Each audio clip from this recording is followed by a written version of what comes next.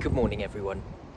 I hope you are well and that you're coping with the situation and enjoying the semester. So this is week 2 of the lectures that you've had with me.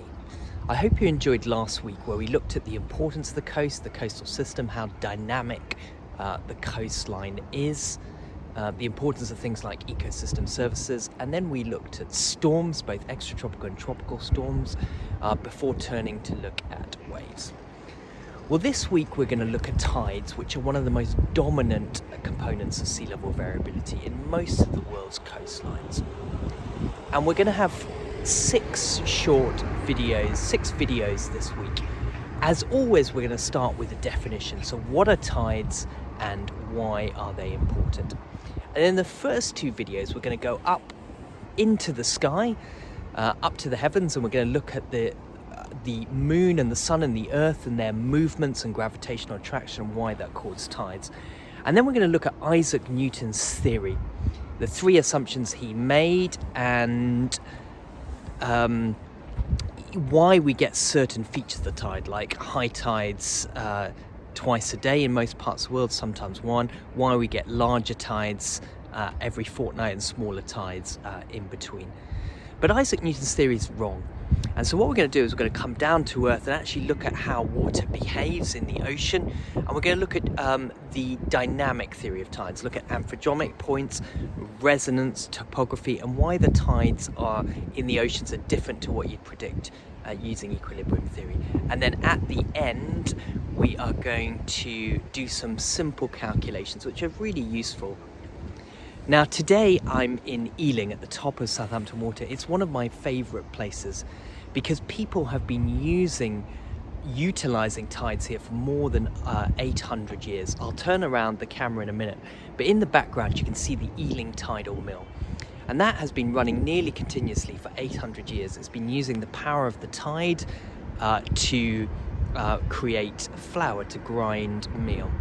So in a minute I'll turn the camera around and I'll show you this area. So this is Eling. It's the top of Southampton water. You can see the sort of port in the background now.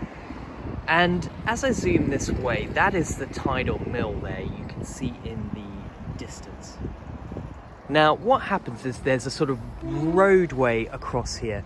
And what you should be able to see is actually the tide is coming in very, very fast. I've timed this video quite good. So the tide is coming in there and it fills up this enclosure behind. You can see a bit of a sort of salt marsh and marsh there. And what happens is the tide comes in.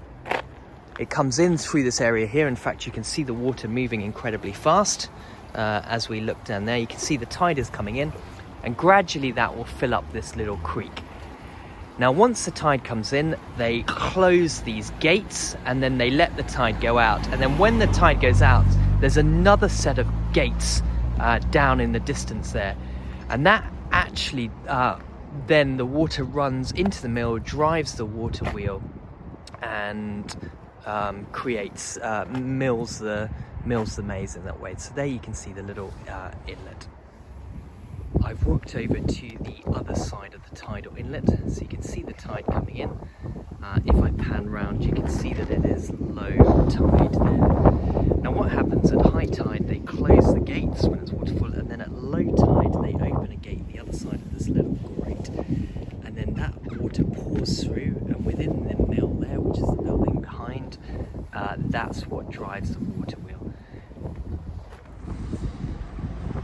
So please watch the videos this week, and I'll look forward to seeing you later on Thursday afternoon where I can answer any questions you have. So in the discussion I'll give a brief recap of the lecture, we'll then do the quizzes, and feel free to ask any questions, and I'll have some discussion questions as well. Please email me at any time, I'm happy to answer your emails, and yeah, I'll look forward to seeing you all on Thursday. Bye bye.